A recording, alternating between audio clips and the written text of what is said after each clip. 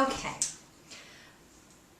This next lecture series is going to be, we're going to start the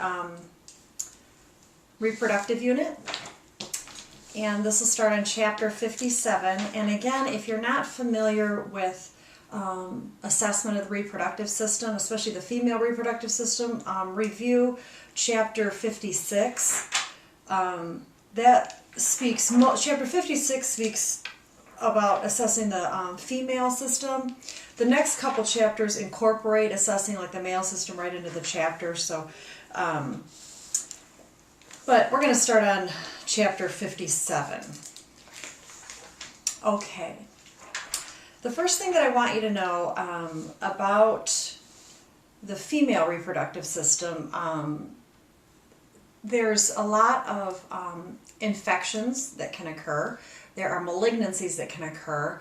There are structural disorders that can occur in the female system.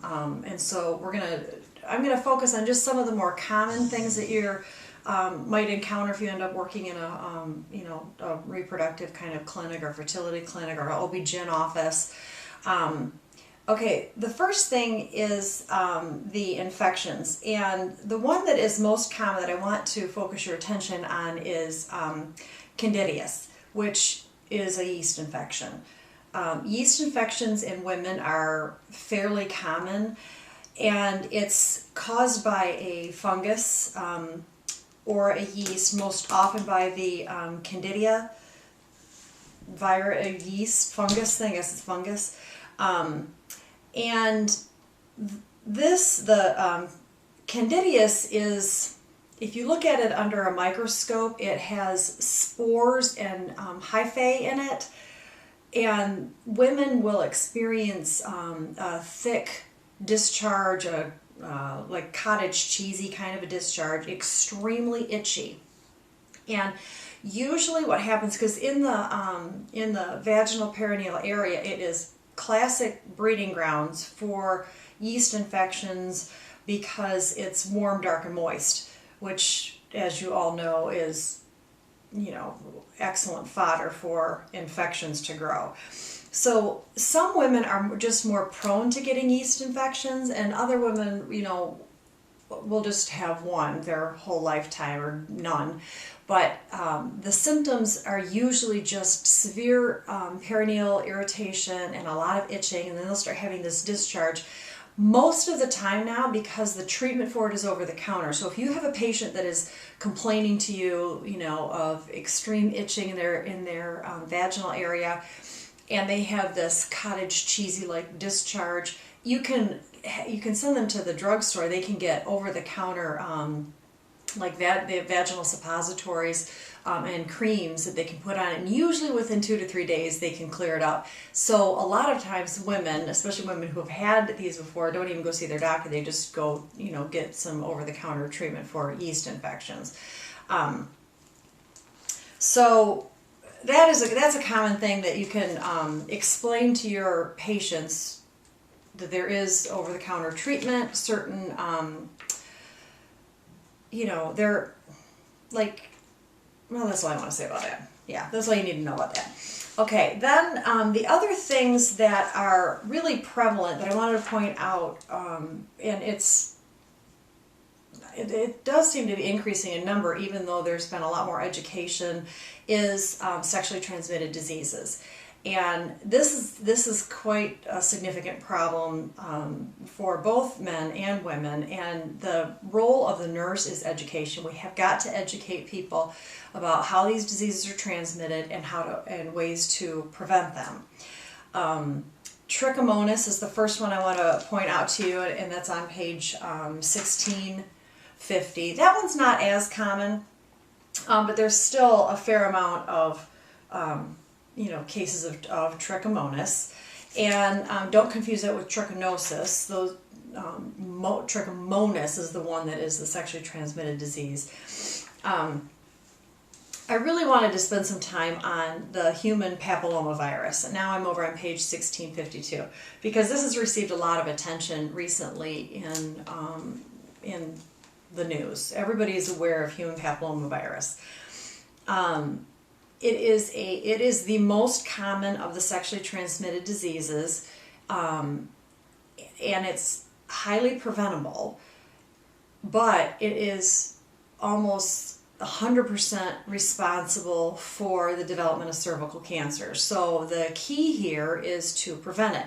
And now they have a vaccine for it, and they are recommending that both boys and girls get vaccinated with what's the name? Gardasil, the Gardasil vaccine. And this is a vaccine they're recommending that like 11 and 12-year-old kids get this vaccine, and it's a like a 3-month series. So you get the first shot, and then a couple months later you get the second one, and then I think it's 6 months after that you get the third one.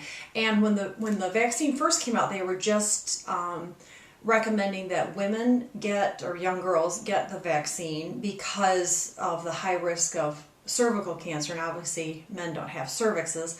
However, now they're recommending that both men and women get the vaccine because it's the men who are often spreading the disease. So if we can prevent the disease in men and they're not spreading it, that'll help reduce the incidence of HPV virus. So once a female, and the rule of thumb is 1 to 3 years after a woman or a girl has become sexually active, she needs to go establish treatment with a gynecologist, because the recommendation is that she have a pap smear 1 to 3 years after having her first sexual encounter. The reason being, you need to get a baseline, because if a sexually transmitted disease is present, especially the HPV virus, it can lead to dysplasia, meaning alteration in cells. And so if they can tell that the cells are mutating or altering a little bit, they can watch that person and make sure that they don't develop cervical cancer. And that's really the goal, is to establish a baseline so that you can determine, if a malignancy is starting later on. Because if you can detect cervical cancer early on, it's one of the easiest kinds of cancers to treat. It's not super life-threatening, but it can be very problematic, especially in young women and who are in their childbearing years. So prevention, the nurse's role is education and prevention, and the easiest way is if you're talking to one of your patients and you find out that that your patients, either male or female, are sexually active, then your next question needs to be, what kind of protection are you using? And if they have multiple sexual partners, if they are young, if the best thing to do is condoms, because you want to prevent some kind of a barrier, because it's the transmission of fluids that transmits all of the sexually transmitted diseases.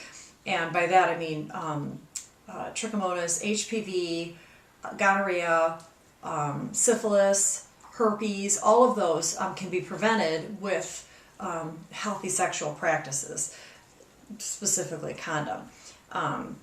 Now, sometimes there are cases where one partner won't disclose to the other partner, especially like in high-risk behaviors.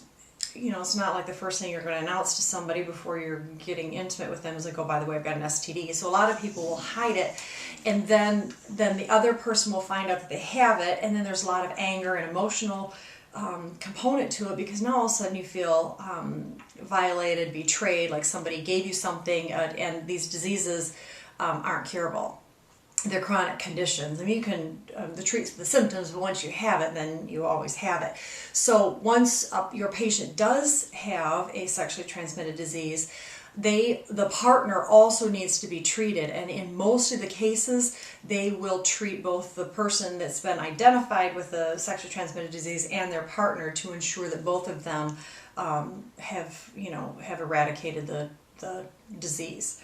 And you also need to teach them about the possibility of transmitting the disease to any subsequent partners. So do make sure that you know about HPV. Herpes is another common STD. Chlamydia and gonorrhea, more STDs on page 1655. So then let's move over to page 1656 and talk about pelvic inflammatory disease. Pelvic inflammatory disease is fairly common, but very painful. And they're not entirely sure why some women get PID, but it is like a chronic inflammation, and it's like having really bad menstrual cycles, a lot of bad cramping. And so there are some medications for it. And they usually it depends on where the woman is in her life cycle, because if she is of childbearing years and and wants to keep her ovaries and uterus, then obviously we're not going to do surgery to remove those things. But if she is done having children and is continuing to have chronic inflammatory disease that's not responsive to treatment, then sometimes surgery is the treatment of choice. When the ovaries are removed, that's called an oophorectomy. When the fallopian tubes are removed, that's called a salpingo-rectomy. So sometimes they have like a bilateral salpingo-oophorectomy, meaning both the ovaries and the fallopian tubes have been removed, and then the hysterectomy is removal of the uterus. So those are just some words to be familiar with. Okay. Now let's talk a little bit about the structural disorders that can occur in the vagina. There are fistulas that can occur, and a fistula is basically just a track from one spot to another where it's not supposed to be. That's a fistula. So, and in the vaginal area, it can be from any structure to another structure. And you'll see it down here on page 1658 and the figure at the bottom of the page, 57.2. You can have fistulas between the uterus and the vagina, the bladder and the vagina, the vagina and the rectum. So these typically have to be surgically repaired.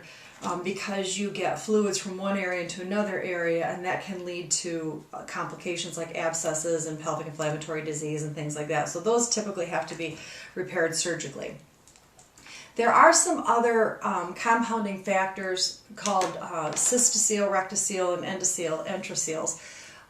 What happens is the muscles in the pelvic floor get stretched or damaged, most often from childbirth. So your women who are overweight because they're putting a lot more pressure on the pelvic floor muscles, women who have had a lot of babies, women who have had large babies, the muscles in the pelvic floor can get stretched or damaged. And then what happens is they can't hold up the structures inside the pelvis. So like a cystocele is when the bladder starts coming down through the vaginal canal. A rectocele is when the rectum starts coming down through the vaginal canal. Enterocele is when the abdominal contents, like the peritoneum and the enteral stuff starts coming through the vaginal canal. There are some things that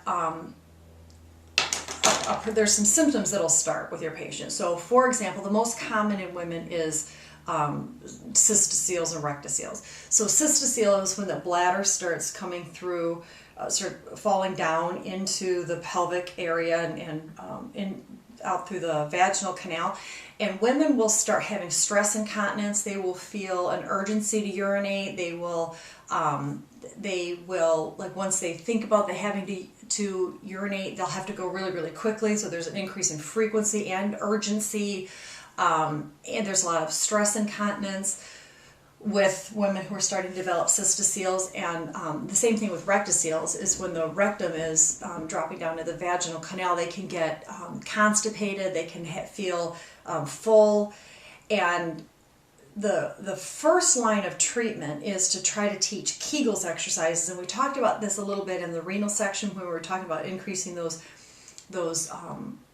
pelvic floor muscles to increase to decrease the symptoms of stress incontinence.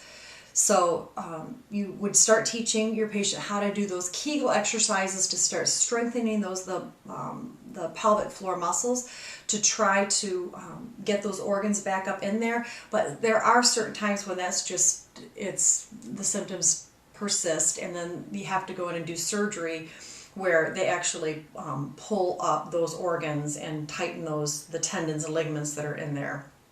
That's kind of common mostly in your women that are 40 and older tend to have that problem. Younger women, it's not quite as common in women.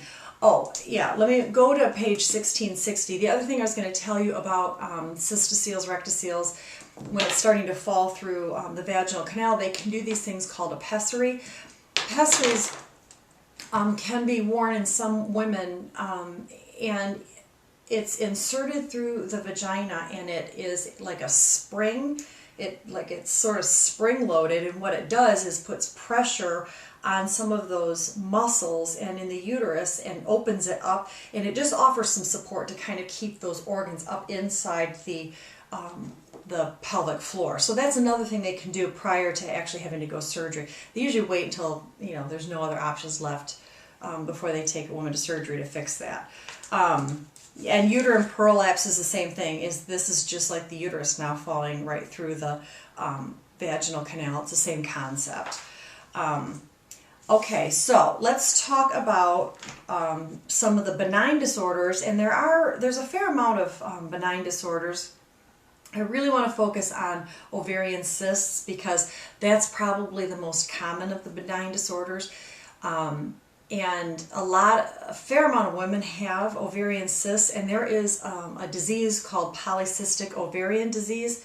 And this syndrome, it's a little bit like polycystic kidney disease, where the ovaries are just full of cysts, but polyovarian syndrome is it's an endocrine disorder where the ovaries, the pituitary, hypothalamus are involved, and it leads to chronic anovulation. And by anovulation, I mean a woman doesn't ovulate, and there's some endocrine components to it. It's a hormonal problem, and it leads to this syndrome where women take on masculine-like qualities. So their hair can thin, they can start getting bald, they have weight gain, they can develop acne, they can start getting body hair, increased blood pressure, hypertension is a problem,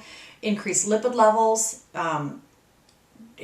So the problem is you've got to treat it. There are some medications available for it. The women, it's problematic, especially in a woman who's in her childbearing years, because it will create infertility because a woman's not ovulating. A woman obviously has to ovulate in order to be able to get pregnant. So it causes a lot of discomfort, a lot of pain. So a lot of women will show up and you'll think it's like pelvic inflammatory disease, and then they'll do an ultrasound and find out that the ovaries are full of cysts. Causes insulin resistance, a lot of glucose problems with polycystic ovarian. And usually they'll try to, if a woman is still in her childbearing years, they'll try to remove the cysts. Sometimes oral contraceptives help women who have this problem, and weight loss. If they can start losing some weight, sometimes that has shown to be able to help women who have polycystic ovarian.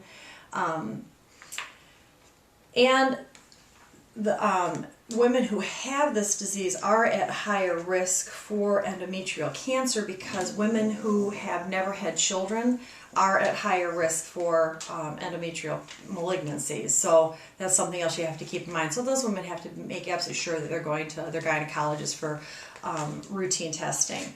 There's fibroid tumors, leiomyomas, myomas. Remember that the myomas are almost always non-malignant, just benign. So again, you would have to remove it if it's causing problems, but you don't have to remove it for surgery. like you're not worried about metastases. Benign tumors don't metastasize; they just grow. And so if they're growing in a spot that doesn't matter, you don't have to take it out surgically. But if it is growing in a spot that matters, then yeah, you have to take it out surgically.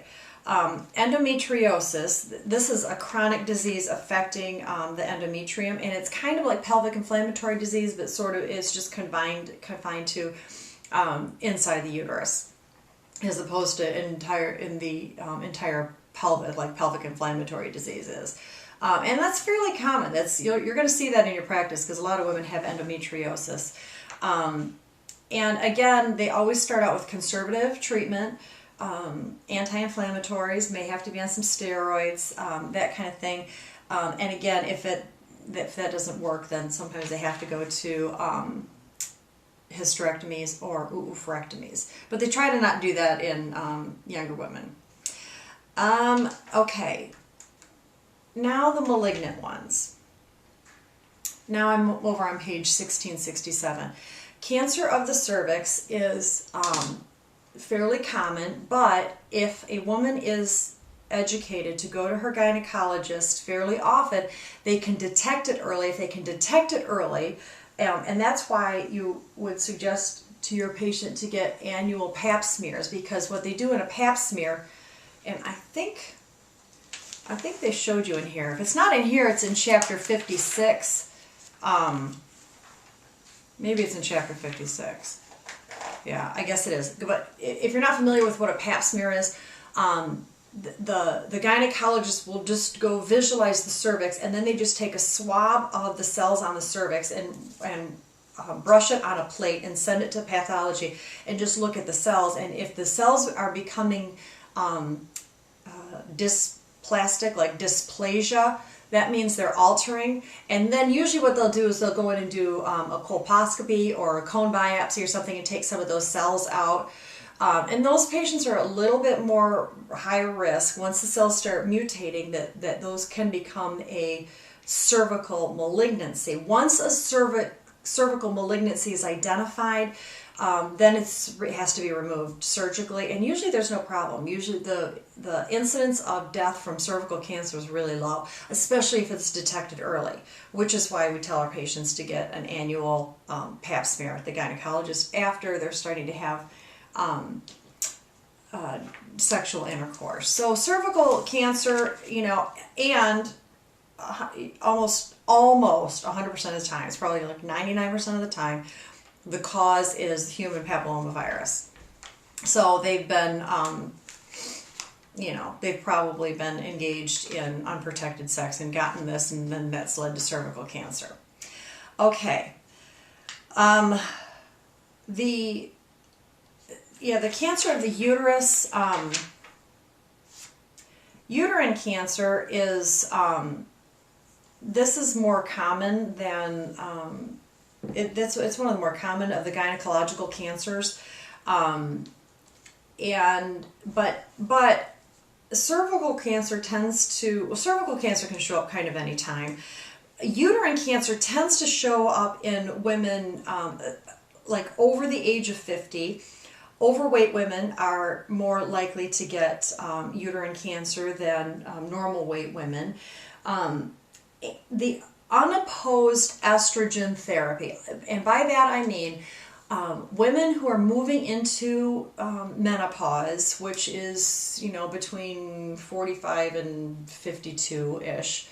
A lot of women, in order to treat the symptoms of menopause, which are things like hot flashes, insomnia, weight gain, irritability, they will be put on estrogen replacement therapy, because the whole reason that a woman goes through menopause is because they're starting to reduce their estrogen levels. So they can go on estrogen replacement therapy.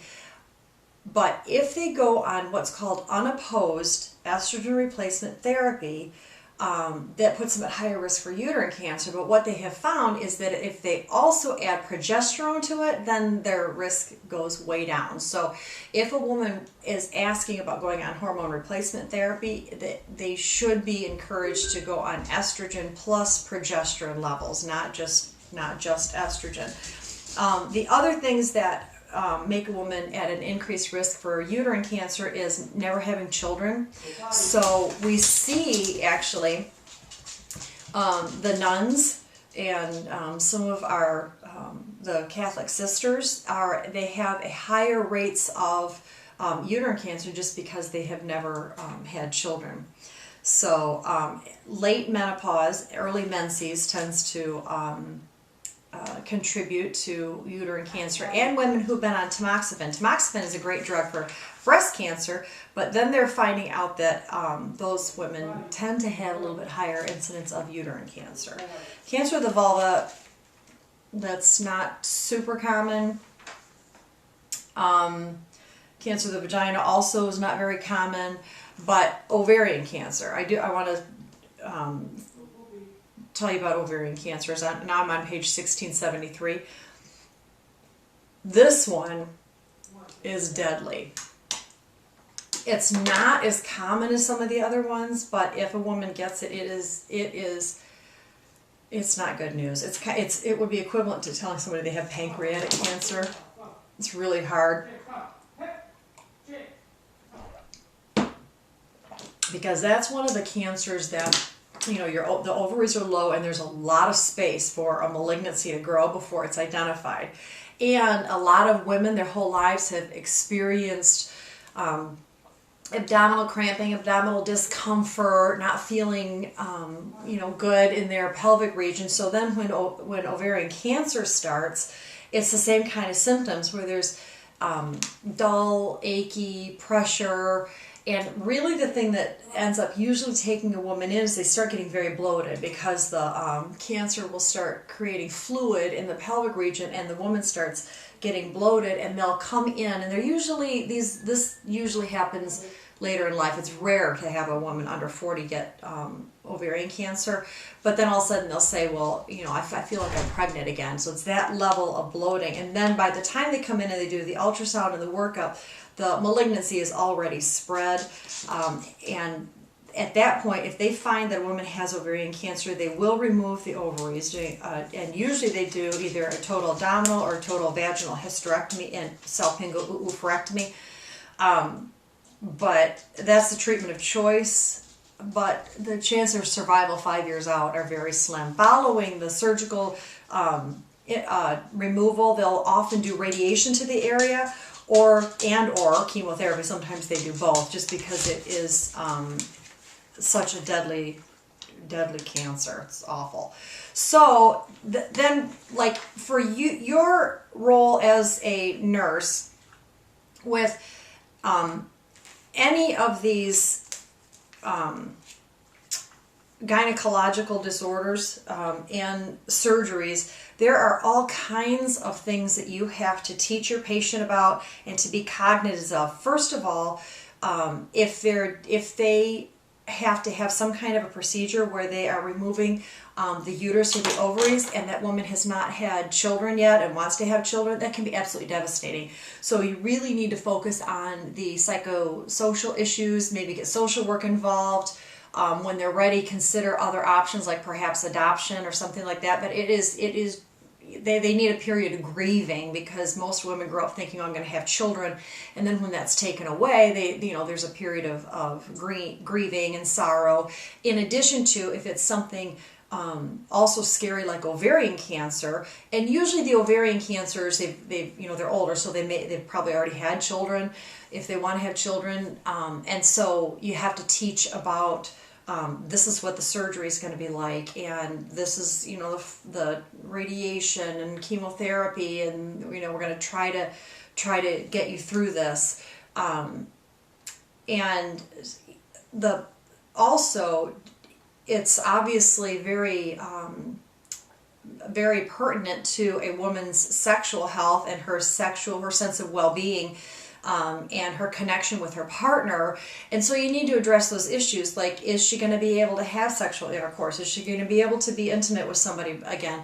And it matters, like, if they have to do surgery, they can do an abdominal approach, they can do a vaginal approach. So obviously there's going to have to be a period of time where the woman is recovering from surgery before she's able to engage in sex again. And so those kind of things you need to discuss with your patient.